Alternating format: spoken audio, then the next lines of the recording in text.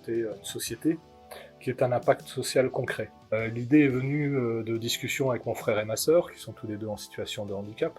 À la base, moi, je suis informaticien depuis 35 ans.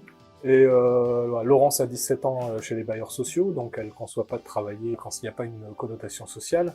La volonté de base, c'est de faire une entreprise sociale qui corresponde à nos valeurs, qui ait un impact réel et qui nous permet de travailler ensemble.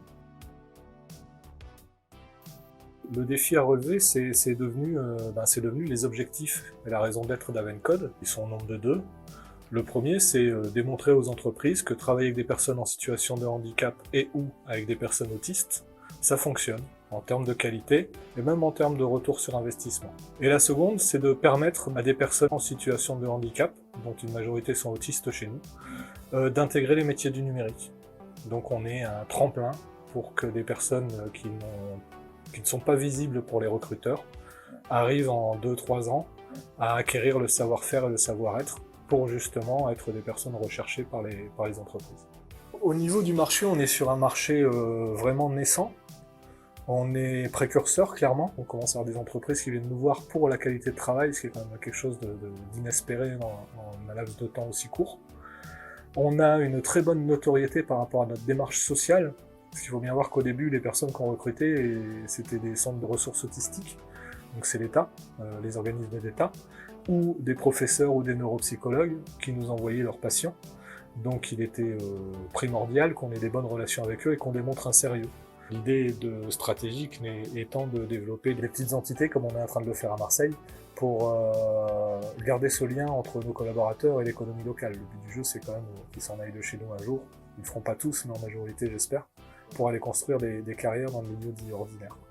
On a eu la chance de rencontrer la DRH de SAP Labs, qui a trouvé notre projet très bien et qui m'a proposé de faire un pitch. Alors, au début, c'est un peu bizarre, parce que quand tu arrives, tu n'as pas le nom des sociétés, tu n'as pas le nom des personnes, tu n'as pas le droit d'avoir un numéro de téléphone, tu n'as pas le droit d'avoir l'adresse email.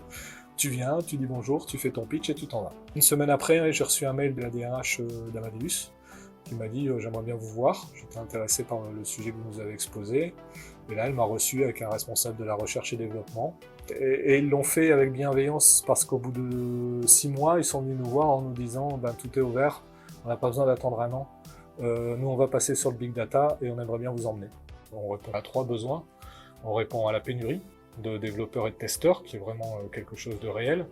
On répond à des obligations qu'ils ont au niveau légal par rapport à cette mission handicap. Et on répond aussi à la possibilité innovante de s'ouvrir vers de nouvelles compétences en vue de les intégrer à terme chez eux.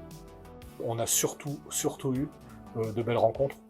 Voilà, c'est derrière ces organismes, ces anciennes, que ce soit privé ou public, il y a des hommes et des femmes. Et quand vous rencontrez un homme et une femme qui vous dit j'aime votre projet, je le porte et je vais vous aider, et c'est eux qui nous permettent vraiment d'avancer, c'est des gens.